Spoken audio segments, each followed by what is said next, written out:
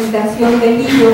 La privatización del petróleo, el robo del siglo, cuyo autor es el doctor Ricardo Monreal, activista popular sobre este tema, iniciar un debate serio, informado, consciente sobre lo que significa la reforma energética y que realmente todas y todos estemos dispuestos a seguir dando la lucha en esta materia para que no despojen a los mexicanos de lo que nos corresponde. Por eso es tan importante la promoción de esta obra del doctor Monreal, pero sobre todo la presencia de ustedes para enriquecer el debate que se tiene que dar. Ya sin mayor preámbulo, vamos a iniciar con la presentación. Creo que está de más decir que estamos de gala, ¿no? Porque quienes tenemos hoy en esta mesa son realmente importantes representantes de la izquierda en México y que hoy en día están en el Congreso de la Unión dando la batalla en serio todos los días.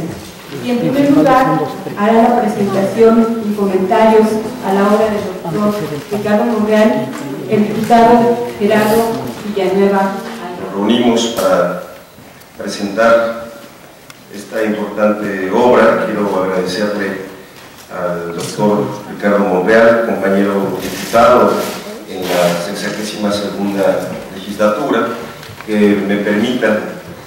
estar en esta presentación y hacer los comentarios de un texto que seguramente será fundamental para ilustrar las luchas que están por venir. La privatización del petróleo, el robo del siglo, resume la forma en cómo en tan poco tiempo, atrás de una muralla metálica y de policías y de vehículos antimotines, sin debate, y como lo demuestra el diputado Monreal en el mismo libro, sin leer, se aprobó una reforma que hace retroceder al país a los tiempos del porfirismo en materia energética, pero también en la forma autoritaria y vertical en que políticamente se decidió, usando al Congreso de la Unión, pero anulando su espíritu parlamentario y suprimiendo sus facultades de contrapeso y de poder público, quedando subordinado a las instrucciones del Poder Ejecutivo. A su vez, Enrique Peña Nieto, en una operación eficaz y servil, entrega la riqueza energética a las empresas privadas, principalmente las extranjeras, y elimina la ya débil seguridad energética, desmantelando empresas públicas como Pemex y la Comisión Federal de Electricidad. Actuando contra el interés general, se renuncia al principio de seguridad nacional y de soberanía que aplica en todo el mundo cuando se abordan las políticas energéticas de los estados. Una cadena de oscuros intereses se dio para que Enrique Peña Nieto actuara en beneficio de la política energética de los Estados Unidos, desmantelando con la reforma constitucional el paso gigante que dio el general Lázaro Cárdenas del Río al expropiar el petróleo en 1938. Nuevamente, como entonces, las empresas extranjeras saquearán la riqueza energética con la irreflexiva e irresponsable decisión de una mayoría en el Congreso que no representa a nadie y que pasarán a la historia como traidores a la patria. El libro ilustra momentos clave de una movilización popular pacífica que encabezó el licenciado Andrés Manuel López Obrador. Se juntaron firmas contra la privatización, se realizaron concentraciones en la Avenida Juárez, en Reforma y en el Zócalo capitalino, se hicieron cercos pacíficos y ciudadanos en el Senado y en la Cámara de Diputados, así como en los congresos locales. Sin embargo, no logramos detener el atraco ni en las calles ni en las cámaras. Faltó vigor y fuerza en las movilizaciones y con las mañas del PRI se escogió el 12 de diciembre para aprobar esta reforma. Como lo dice el diputado Ricardo Monreal al principio del libro, él nos dice que el 12 de diciembre debiera ser el día del saqueo de nuestra patria, porque fue también un 12 de diciembre de 1998 cuando se aprueba el FOBAPROA también en la Cámara de Diputados. Una avalancha de publicidad llegó a la televisión y a radio desde septiembre del año pasado, 2013, y hasta principios de este año, mintiendo sobre las bondades de la reforma energética y prometiendo que el gas, la luz y la gasolina serían más baratas, promesa que hicieron desde la campaña de Peña Nieto en el 2012 y que mantuvieron durante todo el año 2014, durante todo el año 2013, y que en el 2014 el gasolinazo, aprobado por cierto por esta misma mayoría irresponsable, se aplica cada mes como parte de una reforma hacendaria que aprobaron los partidos que firmaron el Pacto por México. Y ni hablar de las tarifas eléctricas y del precio del gas que están por las nubes. Las luchas de los pueblos suelen ser largas, dolorosas y llenas de momentos amargos, pero con organización y lucha, yo estoy seguro que pronto derogaremos esas leyes que someten al pueblo y aboliremos la reforma energética para devolver al Estado mexicano los recursos necesarios para el desarrollo del país. Yo quiero acabar con ese elemento optimista, esta breve reflexión que hago acerca del momento que vivimos, histórico, negativamente histórico, y que como parte de esta legislatura y como alguien que ha estado muy pendiente del desempeño del autor como representante popular, como verdadero representante popular, quiero decirles que somos un grupo parlamentario pequeño en términos cuantitativos, pero la fortaleza discursiva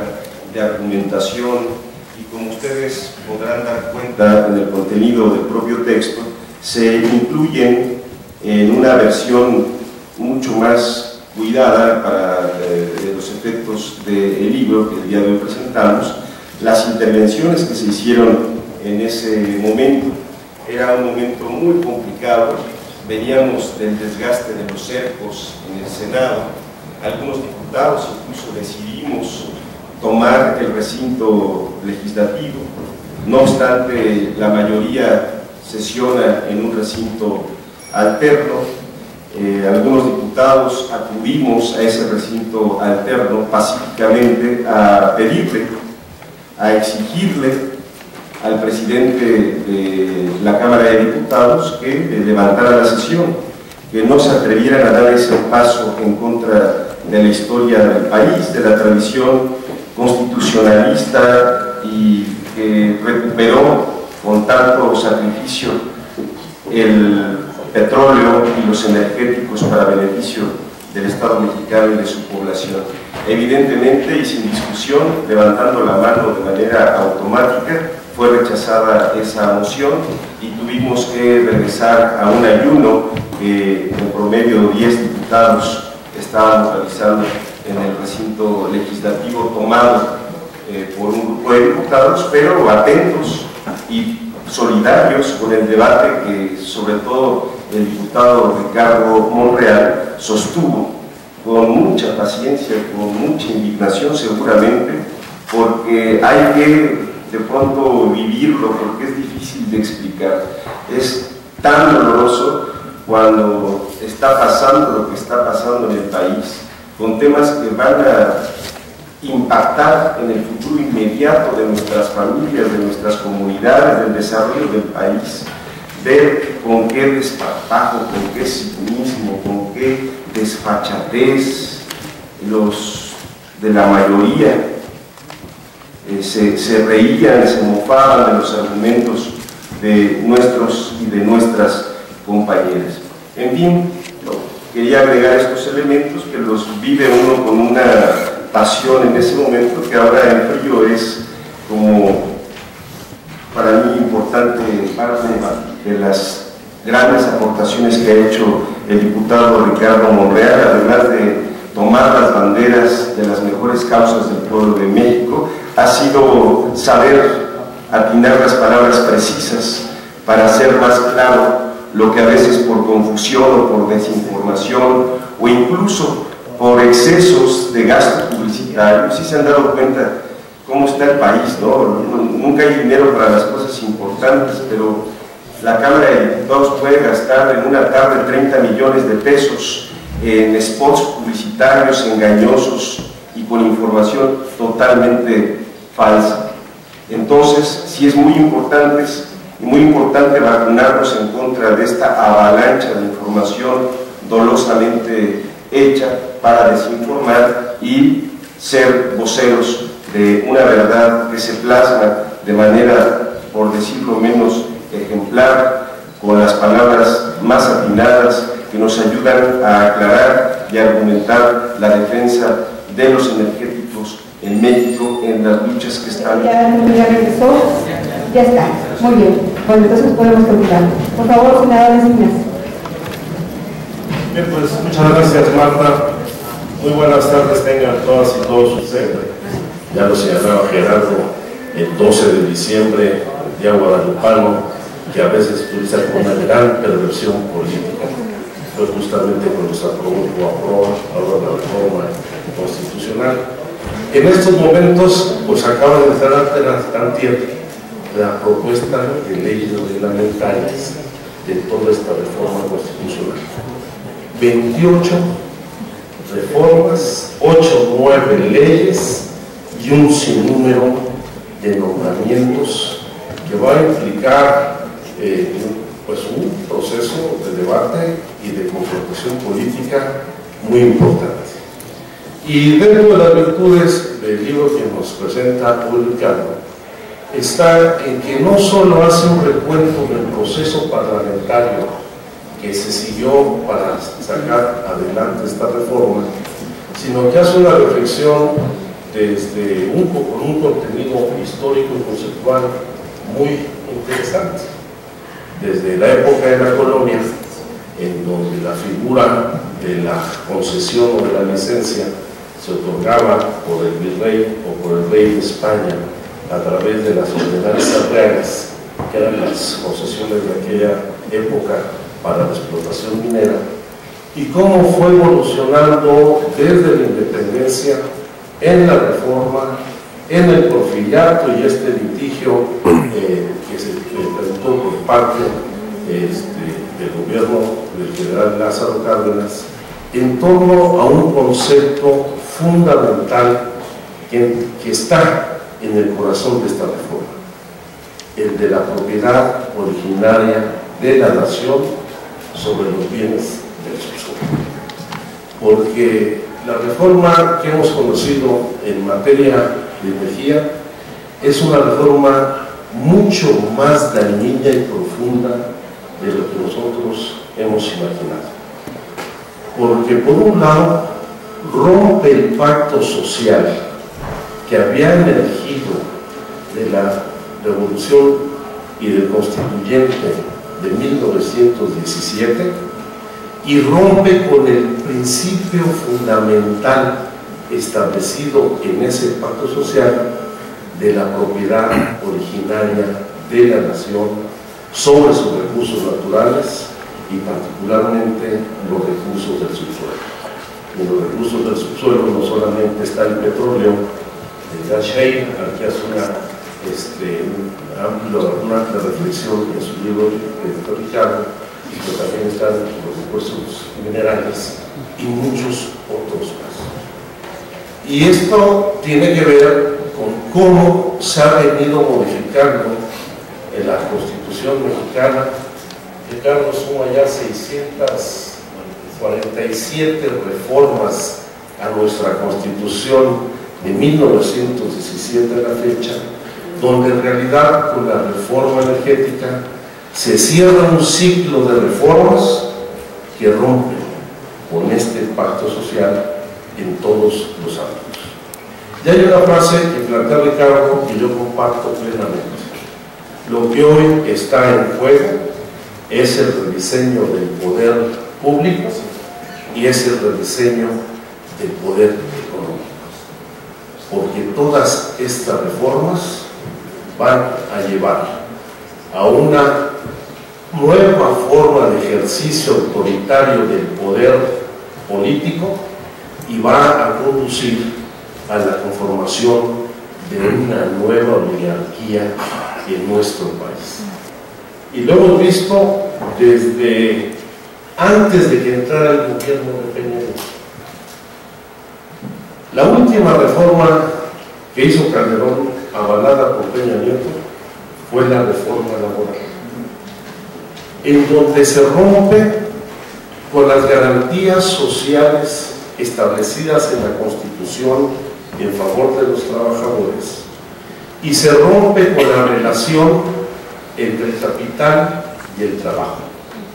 y se rompe con un principio fundamental en nuestra Constitución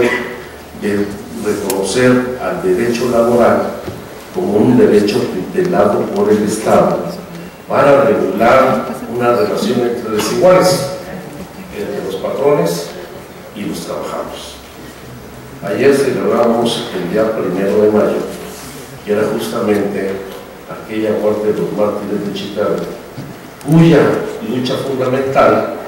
era lograr la jornada laboral de 8 horas y un salario remunerado. La reforma laboral ha roto con ese principio de la estabilidad y la permanencia en el empleo y ha flexibilizado de tal manera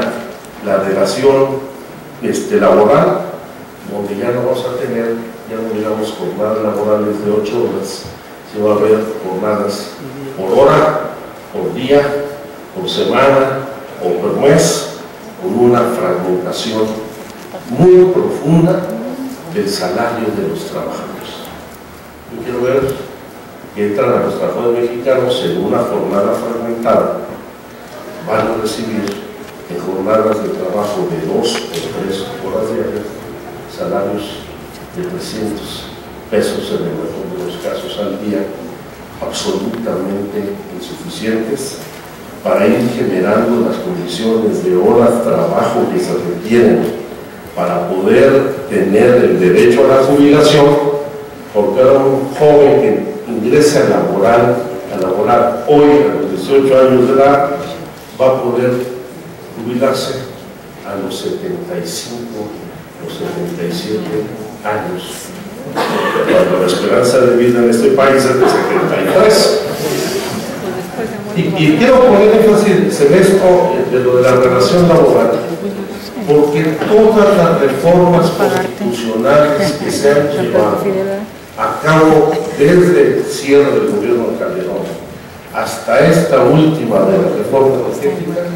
en todas y cada una de ellas tienen un contenido de carácter laboral. Y la idea de ir desmantelando a los sindicatos, incluso a los chavos y a los contratos colectivos nacionales de trabajo. Primero fueron los trabajadores mineros YLSB en el gobierno de Calderón. Hoy son todos los trabajadores en esta flexibilización de la relación obrero-patronal, pero después fue la reforma educativa, que no se trata de una reforma al sistema educativo del país, sino crear un nuevo régimen de excepción laboral para el magisterio dentro de un régimen de excepción, que ya es el apartado B del artículo 123 constitucional, y hoy con la reforma educativa y la creación del Instituto Nacional de Evaluación Educativa, las condiciones de ingreso, permanencia y promoción de los maestros ya no van a estar reguladas por las condiciones generales de trabajo del magisterio, las que habían firmado supuestamente entre el sindicato Chaco y el gobierno federal. Y así vienen las siguientes reformas, entre ellas la reforma energética. Ricardo señala muy bien cómo hay un planteamiento absurdo que va ligado al principio de garantizar la seguridad energética del país, al modificar en el artículo 28 constitucional del concepto de áreas estratégicas para el desarrollo nacional a los hidrocarburos, el petróleo y la electricidad, para convertirlos en áreas prioritarias. ¿En qué país del mundo no se considera como un área estratégica fundamental para el desarrollo el petróleo y la electricidad?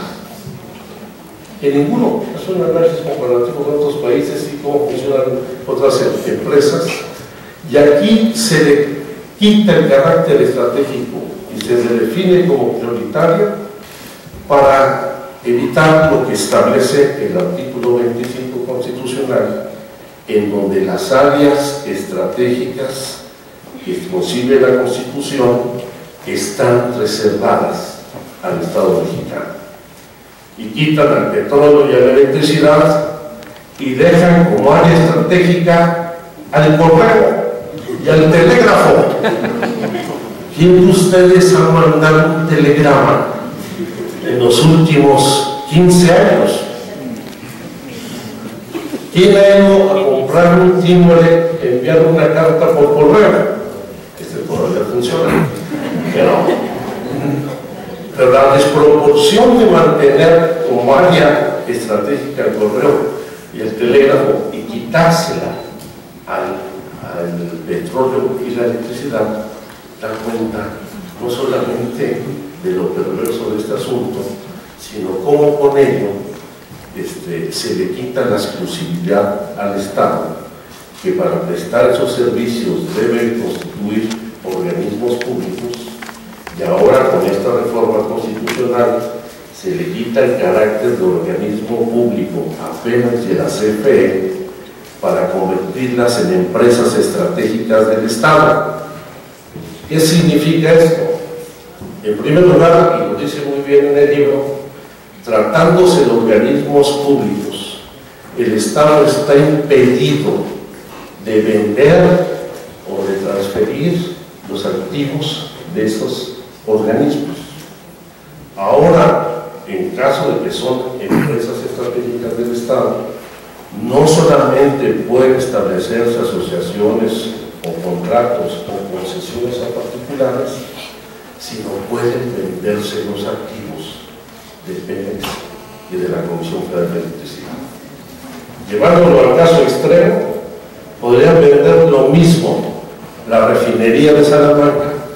que todo el sistema hidráulico de las presas de Angostura y Chicoacén en el estado de Chiapas, porque como ya no son áreas reservadas exclusivamente para el Estado, ni áreas estratégicas, ni organismos públicos, entran al libre mercado de la competencia, como lo vimos antier, ya con la presentación de la ley de ganancias. Y aquí también hay un componente laboral que yo creo que son de las cosas que debería también meterle en la tercera edición, porque ya va a salir según el libro Ricardo. Aquí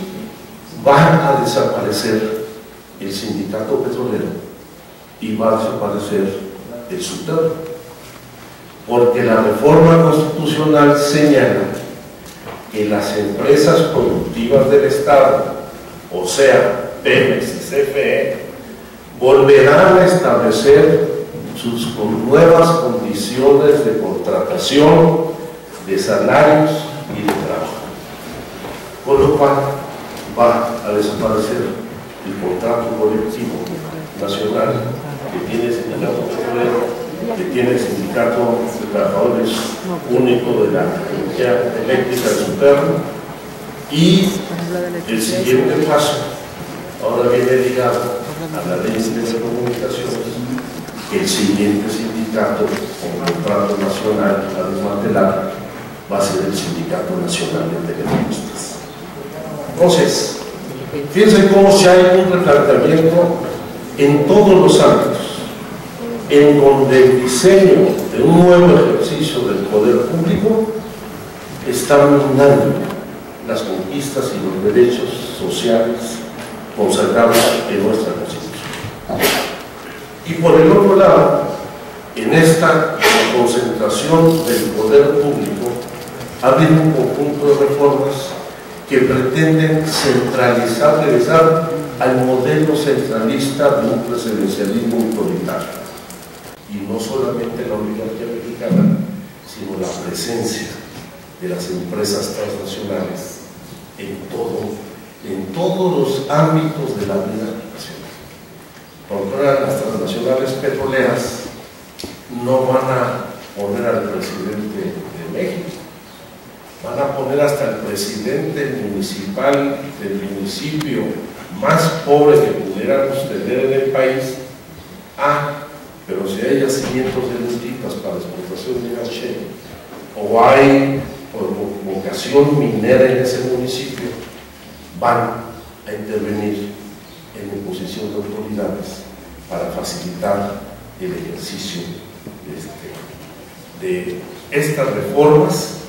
que van a permitir eliminar la causa de utilidad pública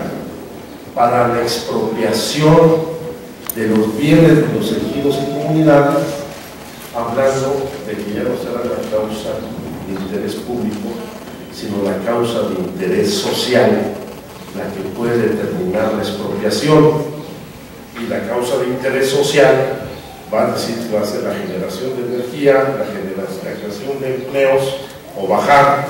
cosa que es muy difícil que vayan a bajar, los precios y tarifas de los servicios públicos. Y en esta parte de la recomposición hay un aspecto del libro de Ricardo que en lo particular me gusta, que creo que es una de las principales aportaciones de su libro: esta asociación entre la política y los negocios, entre los funcionarios y las empresas, y cómo las empresas que se van a ver beneficiadas de la reforma energética y la reforma en telecomunicaciones está ligada a los funcionarios, particularmente que emergieron desde el gobierno de Miguel de la Madrid y el gobierno de... Publico el libro, tres diputados que se salieron para no votar en contra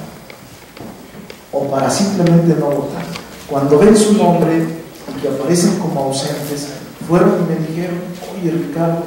como cuates, ponme que sí voté en contra. Pues como cuates no puedo, porque sabían la cobardía que tuvieron, y me dijeron: es que yo procedo de un distrito medio así, clase media, que entre sí no atente a las consecuencias, pero yo no puedo alterar lo que es la historia. Y curiosamente, ayer gente que me ayuda, Pati, Nares y Ayala, les dije, nos faltaban 4 estados de la primera edición, investiguen de nueva cuenta cómo fue el sentido de los votos en los estados. Y para nuestra, incluso incertidumbre, bueno, una gran duda, que ya no aparecen las páginas de los congresos de los estados donde votaron en contra de la reforma. Pero no solo eso, por cierto, les quiero comentar que la primera edición está agotada, pero ya la semana que entra, entre miércoles y jueves, ya estará la segunda edición y está aumentada, actualizada, y decidí desde la semana pasada que el libro se pueda descargar de manera gratuita. Ya no necesitan comprar. Pueden ahorita, en el código de barras o en las páginas, descargarlo gratuitamente. A los dos tocaron un tema que a mí me preocupa bastante. Es la cláusula Calvo y la renuncia del Estado mexicano a atender, conocer y resolver controversias que se susciten con motivo de la interpretación de los contratos que se firmen con empresas extranjeras. ¿Qué quiere decir? Que si tiene la Chevron o cualquier otra transnacional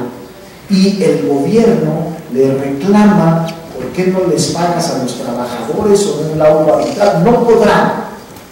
podrán el gobierno mexicano, el Estado mexicano, fincar ningún proceso en México. Todos serán en el extranjero. todos serán en el extranjero, desde la contratación y despido de un trabajador hasta la interpretación del contrato de exploración, explotación o preparación. Es decir, se entrega todo. La cláusula cargo es simple y sencillamente la renuncia a la soberanía nacional de nuestro país. Ningún tribunal, ningún agente del Ministerio Público, ningún juzgado podrá conocer de asuntos que tengan que ver con el petróleo, concesiones. Es decir, que los empresarios, los transnacionales, la oligarquía internacional, usa como peones, vulgares peones, a quienes fueron altos funcionarios públicos y que tienen información privilegiada. Si ustedes ven, aquí están los nombres de la empresa a la que sirven,